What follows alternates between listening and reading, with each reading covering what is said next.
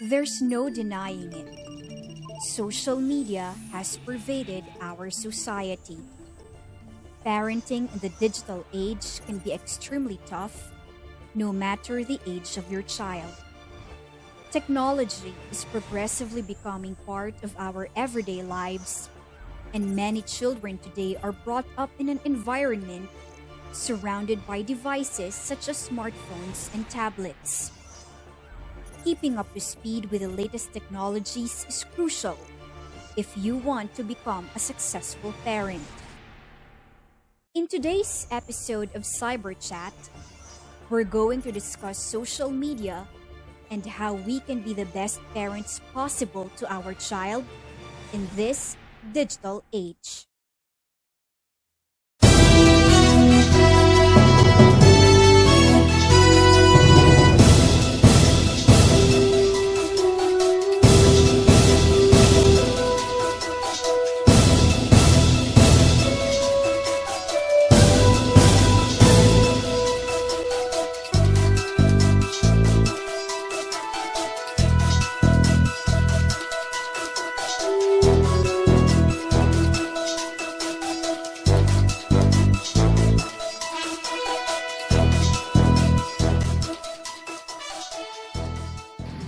Isang malaya at ligtas na araw mga kababayan. Pag-uusapan natin ang iba't-ibang isyung hinaharap ng ating lipunan sa cyberspace. Welcome to CyberChat and be a cyber guardian. I'm excited for today's show as we have a very interesting topic confronting most parents today. We will talk about social media and the role it plays in our society.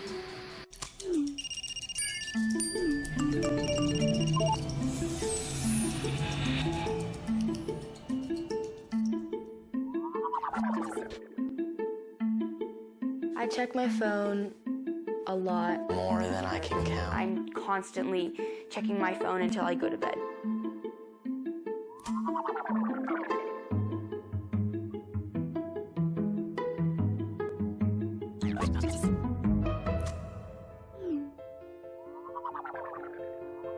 I have definitely been emotionally affected by social media, maybe even depressed. But it's hard to say which causes what sometimes. When I'm sad, I like to communicate with my friends on social media, and that really makes me feel less lonely. I never really feel depressed or anything like that, just because there's always somebody to talk to and always somebody that's there for you. That's kind of a good thing about social media. On social media, you can talk to people, but you can't really get your emotion across. I sometimes wish that it wasn't a thing so I could just hang out with my friends and play basketball or do other things like that. After getting my phone, in-person interactions, it's been replaced by text and call and FaceTime. Yeah, when I do my homework, my phone is normally next to me, and I definitely do check it, and sometimes I get sidetracked.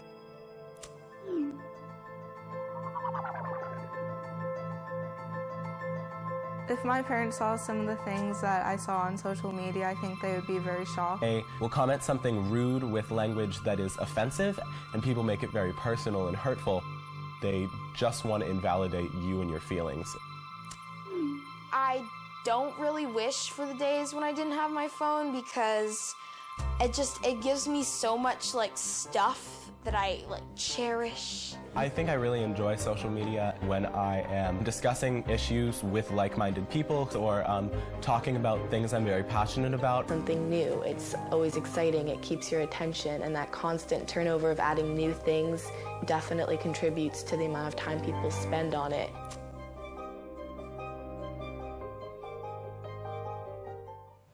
Let's take a look at these statistics by We Are Social, the socially led creative agency, and Hootsuite, the global leader in social media management. They released Digital 2020, their latest annual report on social media and digital trends. Just like last year, the Philippines topped the daily usage charts, spending an average time of 9 hours and 45 minutes per day online. At Hindi lang yon. Social media users in the Philippines are the most active, averaging 3 hours and 53 minutes on social media platforms every day. So one can only imagine the large influence of social media on the youth. Sa bahay Samahan niyo po kami dito sa TV Maria and live streaming on TV Maria YouTube channel and the Cyber Guardians PH Facebook page and YouTube channel. Dito po sa episode 9 CyberChat. Online, phone, live. When we come back, Alan will introduce us to our first guest.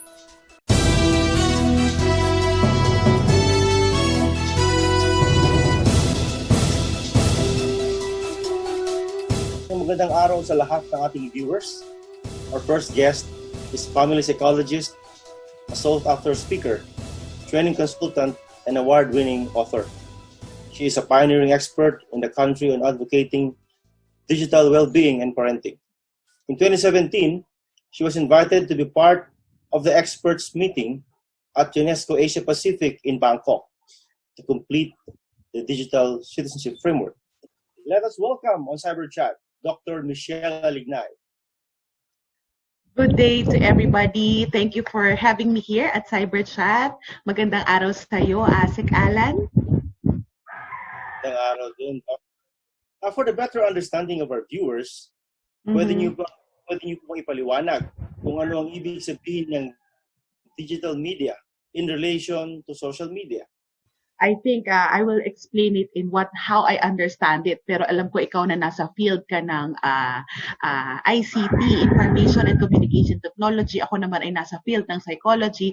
Mukhang magkaiba. Pero through this digital media, nagko-converge because nagkakaroon ng human interaction with technology interaction. Sabi nga, we are behaving differently now with technology as compared to before. Ang digital media is anything that is, we can access through technology. So it can be created, viewed, distributed, modified, and preserved in digital electronics. At ang term actually ng iba sa digital media is really ICT, Information and Communication Technology. No? Pero ang social media naman is that platforms available in digital media na ginawa para mag-connect socially, kaya siya social media. Diba? For it yung sharing, we can react, we can comment, we can like, na nakikita natin sa napakaraming platform na ngayon. Nandito tayo sa stage na yan ang mas readily accessible sa ating society ngayon. Your years of experience as a psychologist, ano-ano nga ba ang impact nito sa kabataan?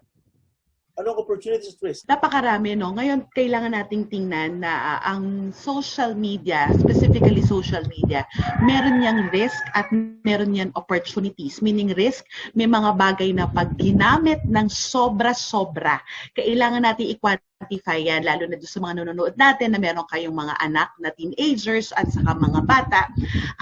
The digital media, particularly social media, lahat to may risk, lahat to may opportunities. Meaning opportunities, yung ito. I think one of the platforms na ginagawa natin, marami tayong napapanood ng mga webinars, ng mga information video, sa pamamagitan din ng social media. So ito yung oportunidad para tayo matuto. Which is, we can grow and we can develop by using digital social media platforms. Unahin natin yung opportunity. I think nung itong period ng we are on quarantine, no, naging bahagi ng buhay natin yung social media. Kasi dito tayo nag-connect. Dito tayo nag-connect sa mga taong mahal natin, dito tayo tumawag, dito tayo nakipag-chat, dito tayo nakipag-video calls, at dito rin natin nakita kung anong nangyayari sa mga kapatid natin sa ibang bansa, sa ibang lugar sa Pilipinas. So it's really meant for connection and for social interaction. Whereas, when we talk about risk, kailangan natin pong ma-quantify, walang masama sa paggamit ng social media. Pero, pag sumusobra, at dito na umiikot yung buhay natin, we are creating online life to be our own life, sabi nga ng title natin. Doon na nagkakaroon ng a lot of risk involved. Unahin natin, Asik, yung physical. Para sa mga bata at para sa mga teenagers lalo. Imagine if they are too much in social media, they don't have movements, they don't have exercise, they have become idle. So nagiging tinatawag na passive consumer sila na pati yung kanilang physical well-being naaapektuhan. So yun yung malaking risk. So another one, ito yung mas malaki. The Dito napakarami at kasi ito yung field ko of expertise, the psycho-emotional effect, the psychological and the emotional that transposed to the interpersonal effect. In social media, meron tayong tinatawag na sense of anonymity, meaning anonymous. Parang pakiramdam mo pag nag-comment ka sa isang post, wala naman nakakita eh. Ako lang. So nawawala yung tinatawag nating moral obligation na parang, di ba pag sa real life, pag may kaharap tayo, parang magkakaroon tayo magkakatimpi tayo at kaya nating kontrolin kasi baka tayo'y makasakit. Pero in social media, because nasanay na tayo, nasasanay na yung ating psyche sa paggamit, yung sense of anonymity naging normal na. We create our own world at lumalakas yung loob natin by using social media platforms kasi dun na nasanay yung pag-ikot ng ating thought patterns. Kaya madali tayong mag-comment kahit na minsan ay nakakasakit.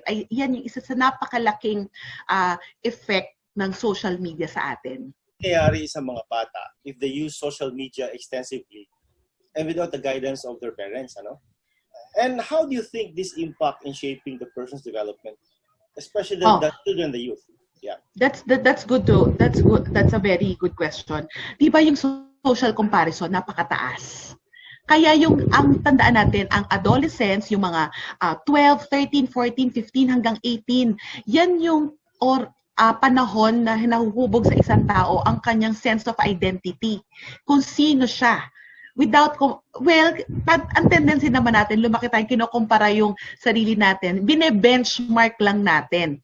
Pero, hindi natin ginagawang tayo yung ibang tao. Parang nagiging tawag nga ng mga teenagers ngayon, meron silang peg. Lahat ginagaya nila. Ngayon, ang sabi nga, before, ang development is from the inside out. Sino ako, tapos saka natin ikukumpara sa iba.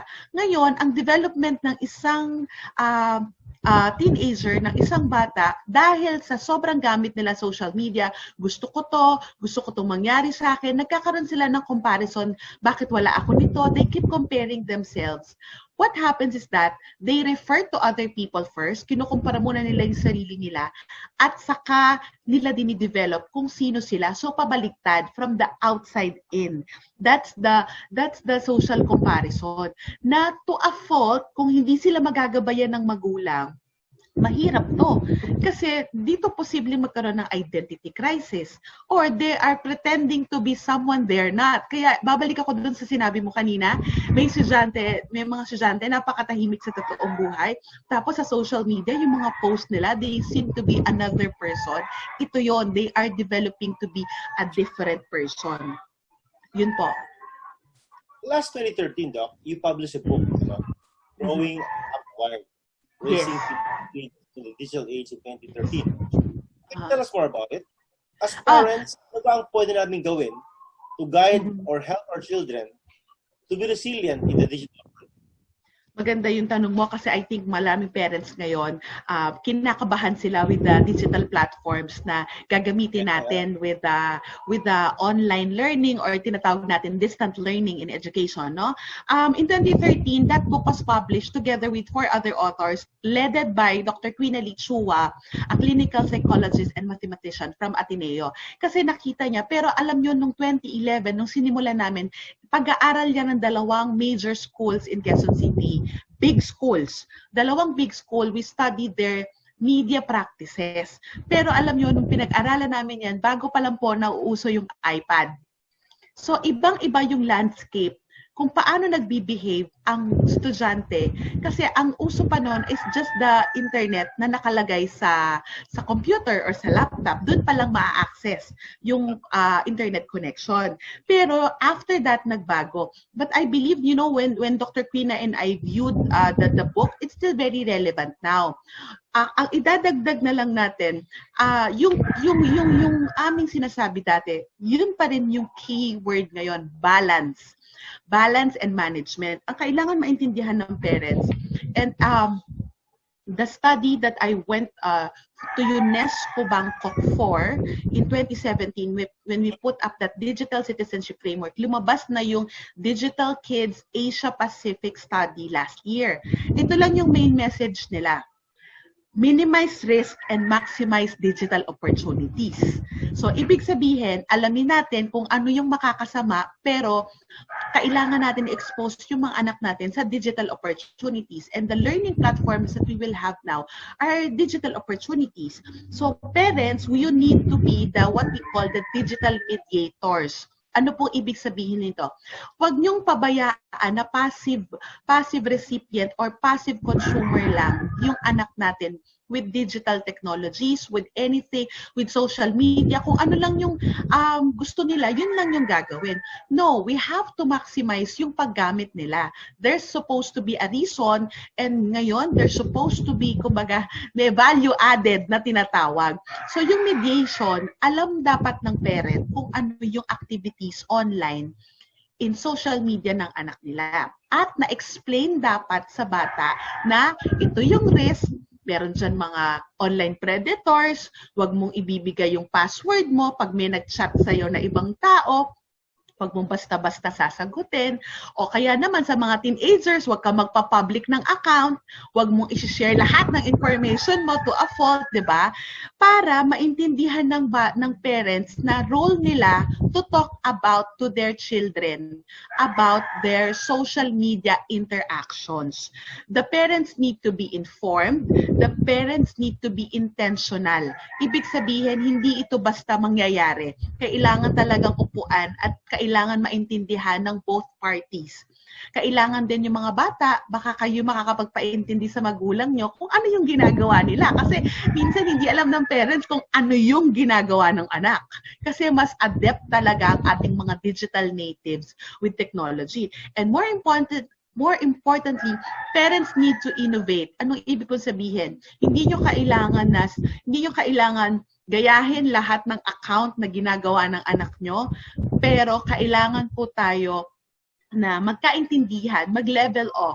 So tayo yung mag-i-innovate the way we deal with them. Kung hindi effective yung communication pattern sa bahay, kung tayo ay not interesting as compared to digital media, kailangan tayong maging interesting para we can help our children balance their use at not use social media excessively. That will make the risk become harm. Tandaan natin, laging may risk sa lahat, pero pwede naman hindi maging harm ang isang bagay, especially with social media.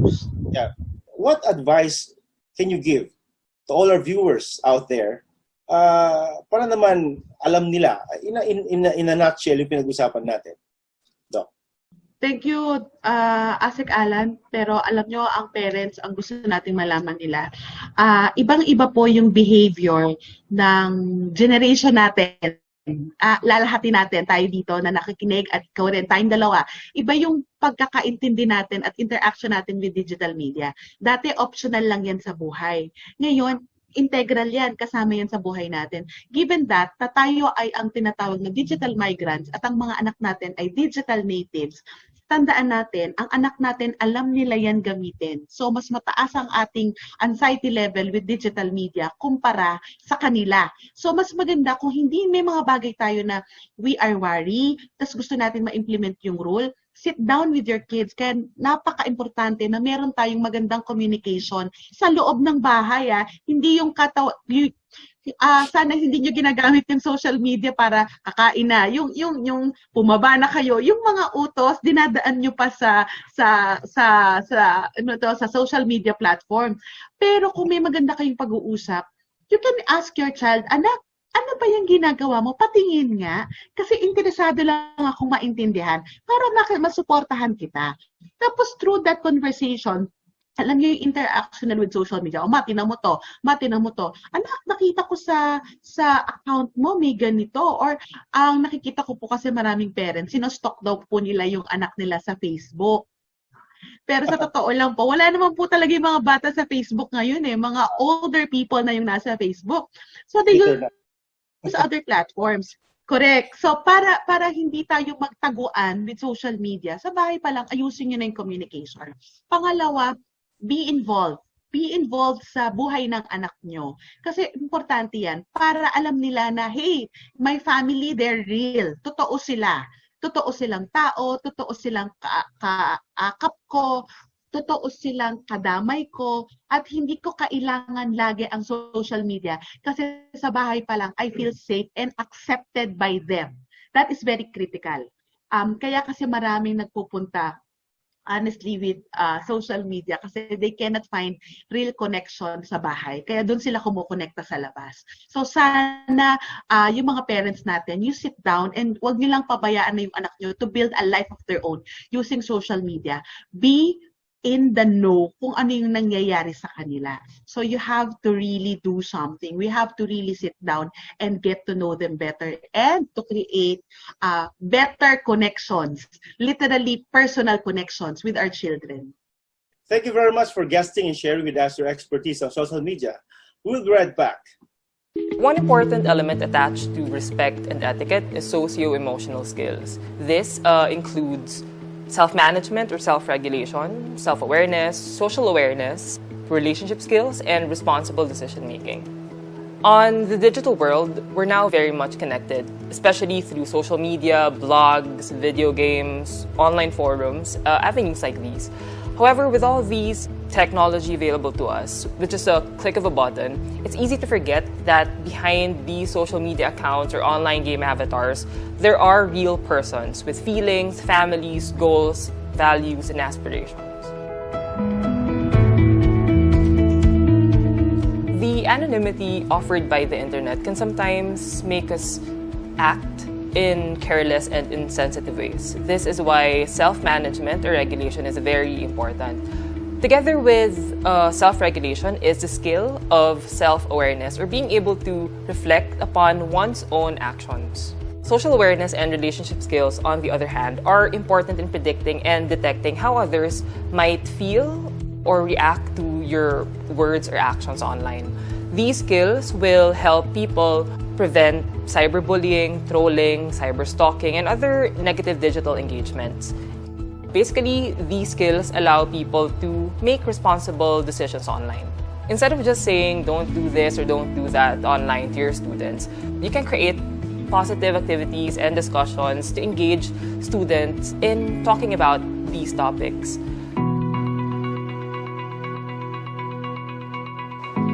Digital etiquette also highlights the importance of empathy. This concept of empathy is very much related to self-awareness and self-regulation. Basically, empathy is being able to understand and consider the feelings of other people. It's being able to put yourself in the shoes of other people. It allows us to see what we are doing in the eyes of other people that we communicate or interact with. Practicing empathy in the digital world can be so much harder. One, because digital technology offers anonymity. And also, you don't get immediate feedback nor any sense of consequence. That's why it's easy to hide behind technology.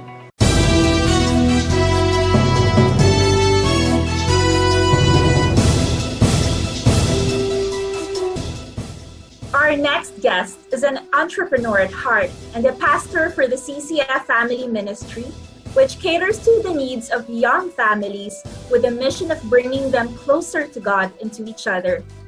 He also sits as the president of Christian Education and Assistance Foundation at Faith Academy, Manila, the vice president and a master mentor of the World Needs a Father Philippines, and a trustee at OMF Literature. I'm very pleased to welcome you here on CyberChat, Mr. Emmanuel Manansala. Hey, good day. Good day to all the people who are listening to us today. And it's an awesome opportunity to serve many Filipino families and other families who are listening to us right now. Manny, bago tayo magkwentuhan, can you tell us about yourself and how your work on digital parenting started? So actually, my work is I'm a volunteer pastor for CCF, and the ministry that I'm involved with and where we serve is in the family ministry. I serve there with my wife, but my main business actually is a school. Can you tell us a bit more about your partnership with your wife in promoting good parenting in the digital age? Actually, the partnership is more of a lifestyle for us. We just have a passion of really helping parents in navigating, the journey of parenthood. Follow-up question. Have you had challenges with your children with regard to their digital life? Yes. In fact, I share the same challenges that many Filipino families, especially now, that they're facing right now because they're stuck at home. There's nothing much to do. And for some of the schools, they have not opened yet. And even in our school, in the public schools, they are trying to, encourage the parents to use to do online learning. So the challenge here is, how do you now wean your children from being too much dependent on the gadgets?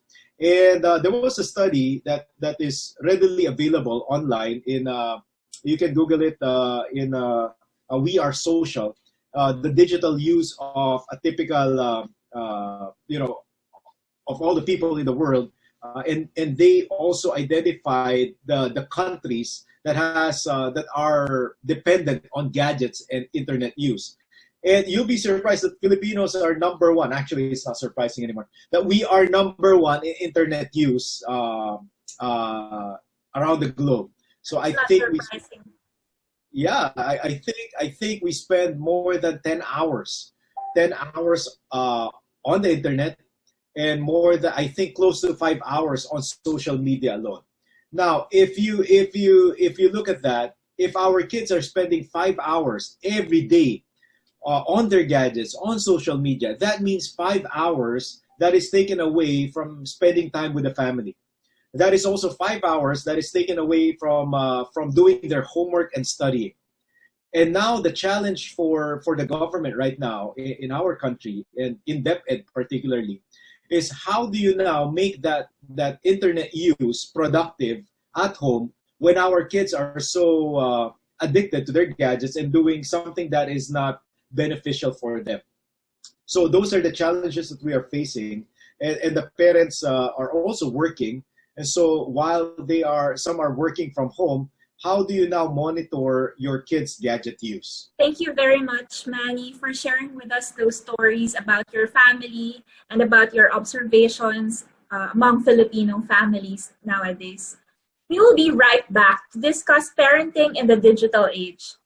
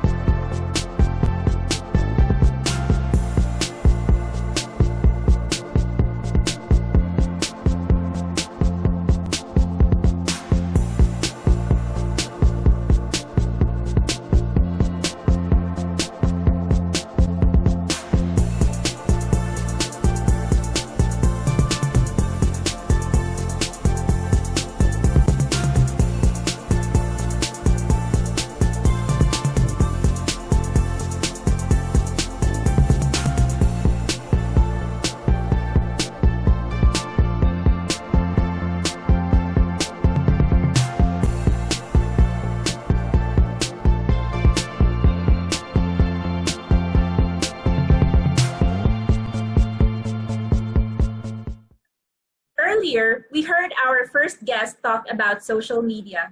She also provided tips on how parents should guide our children to be resilient in the digital world. Now, we all know that other addictions like drug addiction are illegal and frowned upon. However, this type of addiction is one that is socially acceptable. Manny, can you please share with us specific stories of children who have encountered problems because of their digital or social media addiction, if you know any of them? Number one problem that we are experiencing right now is depression.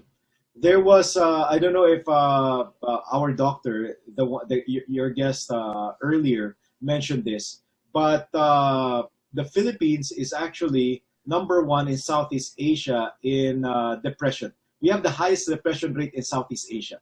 And there was a study done, and I will be posting the study that was done. And they have observed that the more people spend, the more time people spend on social media, the less happier they become, and the more depressed they become.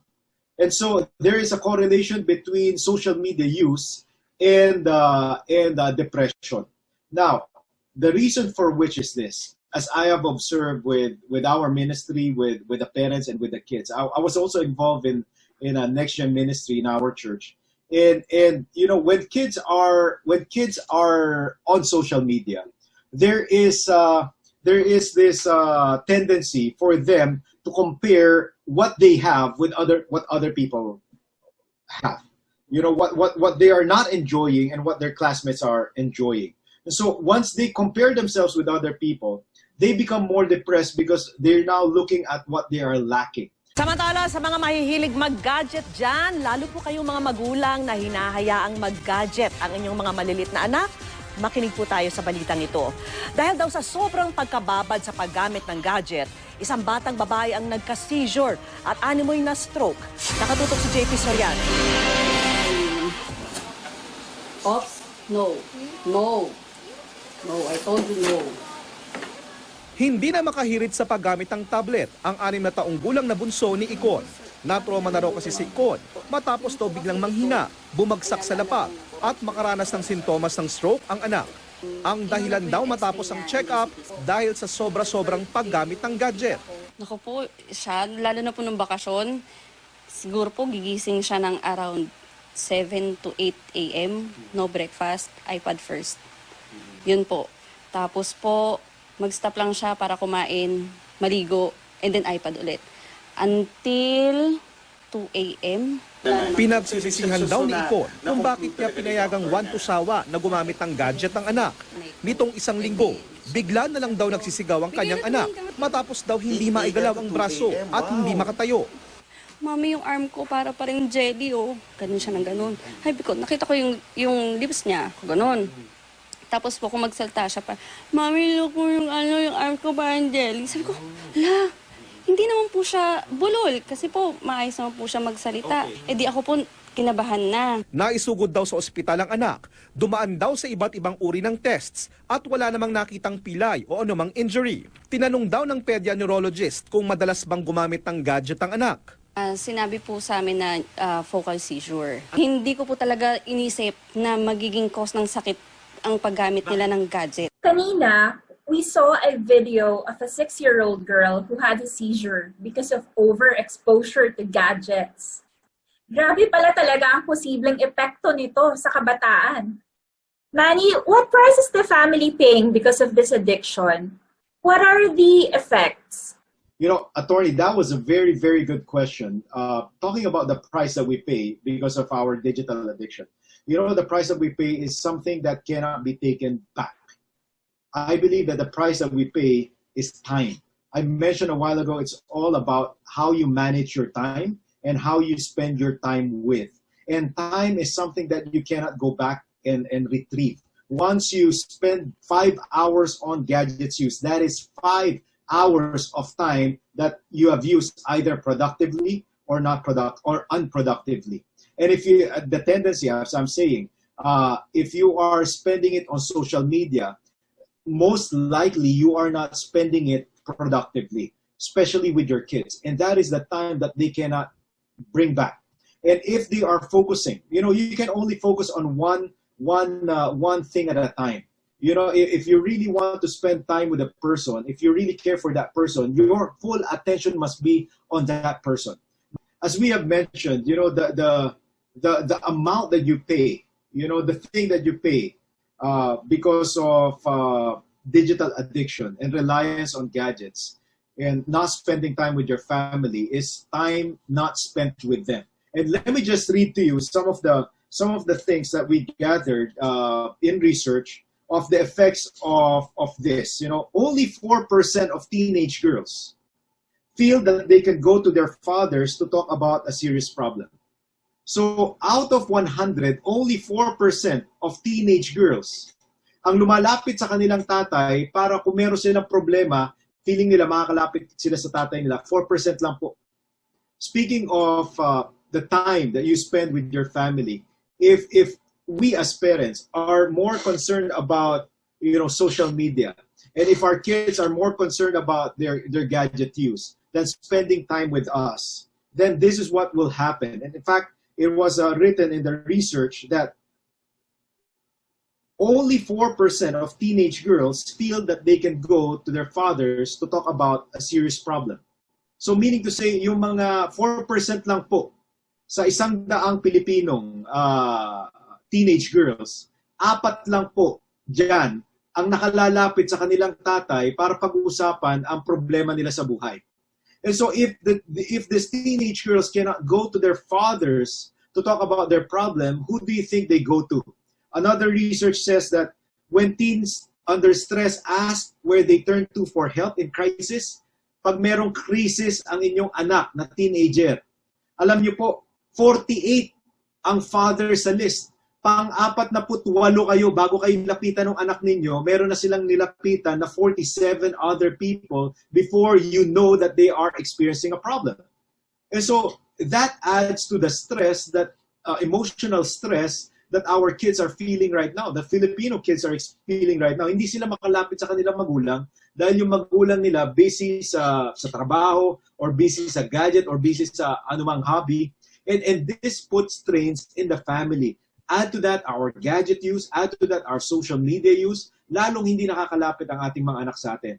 At ito po ang problema. Kung ang ating anak ay may problema at hindi sila makalapit sa atin, kanino sila lalapit? Kanino sila hihingin advice? There's a tendency that they will be asking their advice from their own friends. At ano namang klase ang ibibigay na advice ng friends nila? Kung hindi mabuti yung kanilang friends at kung meron ding hinanakit yung kanilang friends, lalayas na lang yan o kaya magda-drugs na lang yan or they will do something that is not that is inappropriate because the parents are not involved in the family. And so these are just the problems that we see right now that is contributing to the brokenness in every Filipino homes.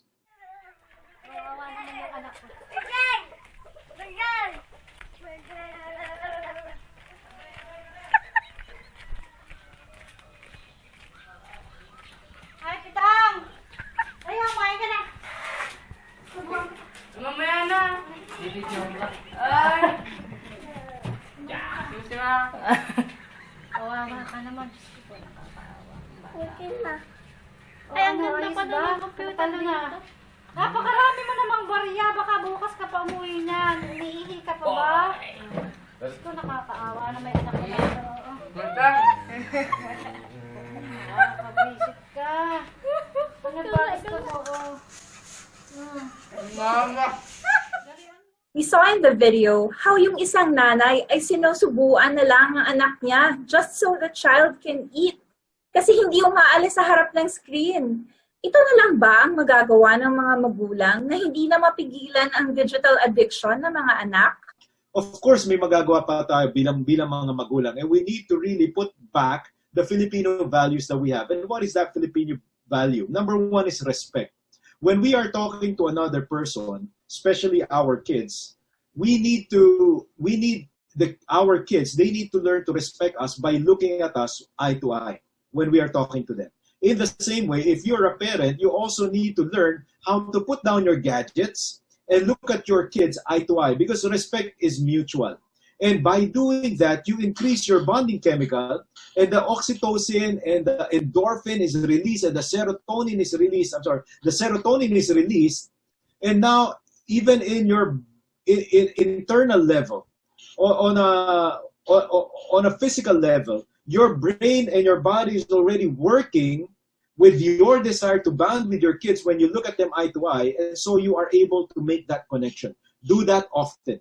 So that's one practical advice that I can give the parents. Next practical advice. When you are talking nandun po kayo sa hapagkainan, magkaroon po kayo ng rule na pag kayo ay kumakain ng agahan, tanghalian at hapunan, especially now, narito tayo lahat sa bahay natin, walang gadget sa table.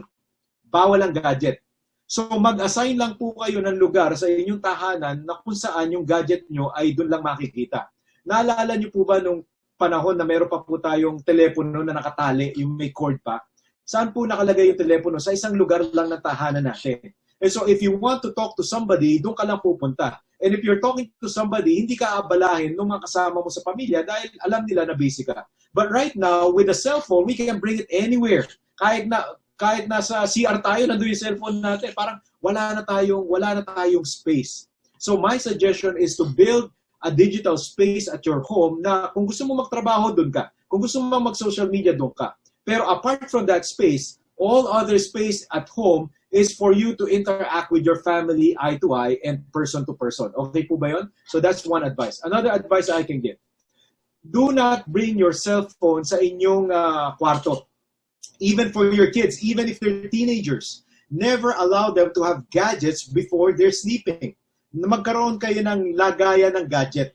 Na lahat kayo, i-deposit nyo yung gadget doon at wala nang gagamit yan. Say, kung natutulog po kayo ng 9 o'clock, I suggest you put your gadgets down at 8 o'clock.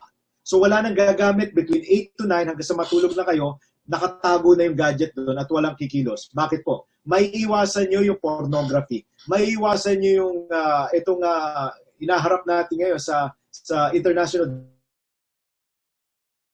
what do you call that? Child abuse. Right? Because at least mamomonitor ninyo yung pagkilos ng anak ninyo.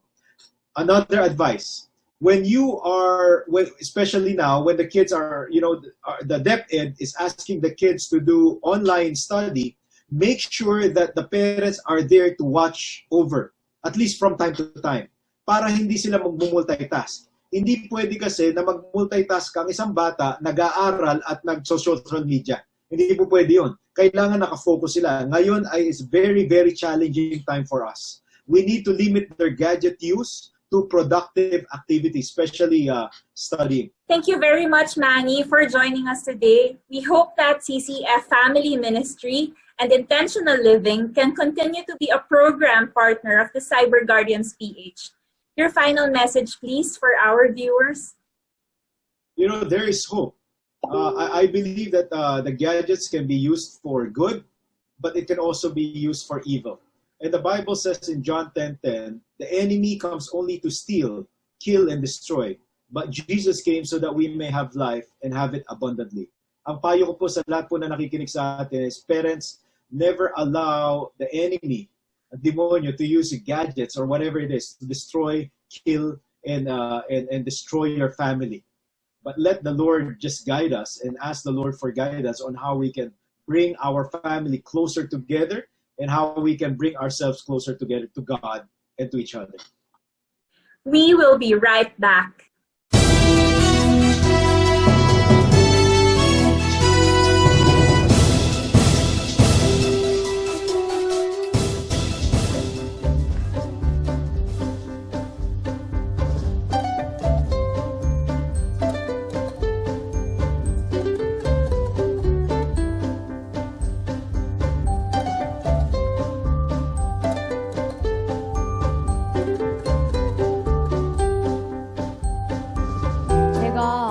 I get very irritated when I play games. So when my mom asks me a question, I answer with an irritated voice, which get me into fights with my mom.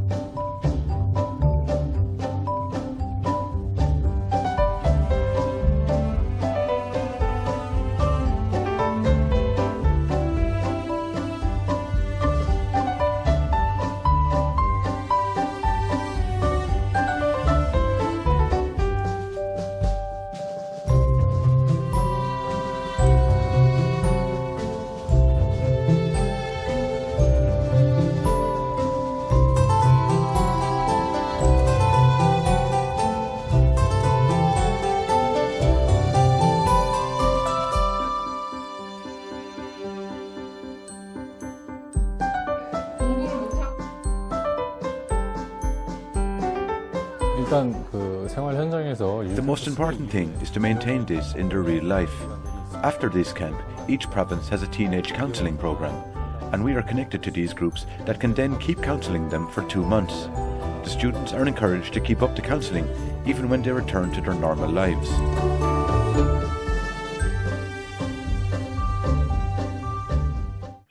saw in the last video the program of South Korea in addressing digital addiction. It seems the government recognized this as a public health safety concern. Oo nga, partner. Hopefully, we can also have government intervention before more of our youth and families are affected. Partner, we had another full episode rich in lessons on how we can help parents guide their children in this digital age. Kaya thank you to our guests, Mr. Manny Manansala of Christ Commission Fellowship and Dr. Michelle Alignay. Oo nga, ang galing nila. Ang galing nilang resource speakers, resource person dito sa program natin. And children and youth spend so much time on cyberspace that it has influenced their view of the world and their values. And parents play a crucial role in guiding their children from cyber risks and influences that could possibly mislead their value orientation. Kaya constant conversations will ensure that they have visibility on the digital life of their children and will be able to guide them accordingly. What we see in the virtual world is not the real world. And let us always remember that online is not our own life alone. Join us in the succeeding episodes of CyberChat habang patuloy po nating hinahanap ang mga kasagutan sa mga suliraning ating hinaharap sa cyberspace. Let's continue to fight online sexual abuse and exploitation of children, or OSAID, cyberbullying, and other forms of online threats against our children and the youth. Be a cyber guardian.